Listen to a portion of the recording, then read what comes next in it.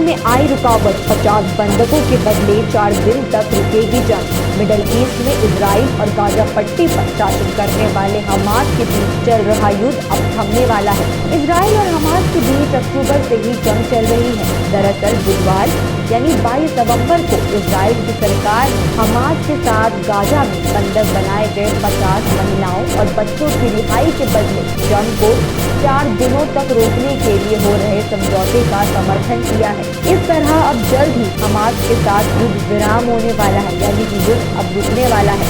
एक रिपोर्ट के मुताबिक जंग में मध्यस्थता करवा रहे कतर, अमेरिका, इजराइल और हमास के अधिकारियों ने कहा कि शांति के लिए समझौते की बहुत ज्यादा जरूरत है। इजराइल सरकार के आंकड़ों के मुताबिक 7 अक्टूबर को किए गए हमले के बाद हमास के लड़ाकों ने लोगों को बंधक बनाया और उन्हें गाजा पट्टी में लेकर गए। इजराइल का मानना है कि गाजा पट्टी में हमास ने 200 से ज्यादा लोगों को बंधक बनाया हुआ है, जिसमें बुजुर्ग और महिलाएं भी शामिल हैं। वहीं आपको बता दें, प्रधानमंत्री बेंजामिन नेतन्याहू के कार्यालय की तरफ से जारी किए गए बयान में कहा गया कि 4 दिनों के अंतराल पर 50 महिलाओं और बच्चों को रिहा किया जाएगा। इस दौरान किसी भी तरह की लड़ाई पर रोक लगी रहेगी। बयान में कहा गया कि अतिरिक्त 10 बंधकों की रिहाई पर युद्ध विराम को 1 और दिन के लिए बढ़ाया जाएगा। हालांकि बयान में इस बात का जिक्र नहीं किया गया कि क्या इसके बदले फिलिस्तीनी बंधकों को रिहा किया जाएगा। नेतन्याहू के कार्यालय के बयान में कहा गया, इजराइल की सरकार सभी बंधकों को घर लाने के लिए प्रतिबद्ध है।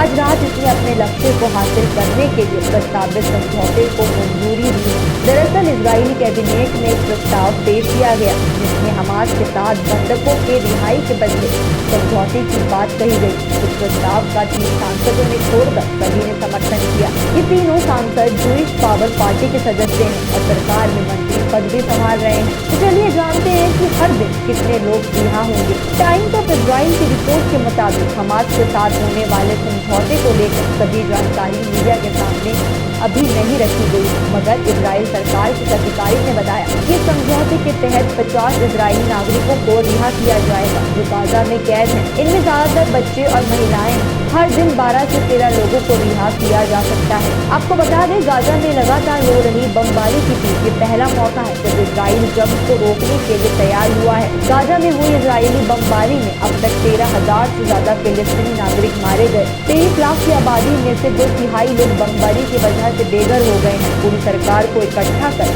प्रस्ताव पर चर्चा से पहले नेतन्याहू ने अपनी वॉर कैबिनेट के साथ भी बैठक की।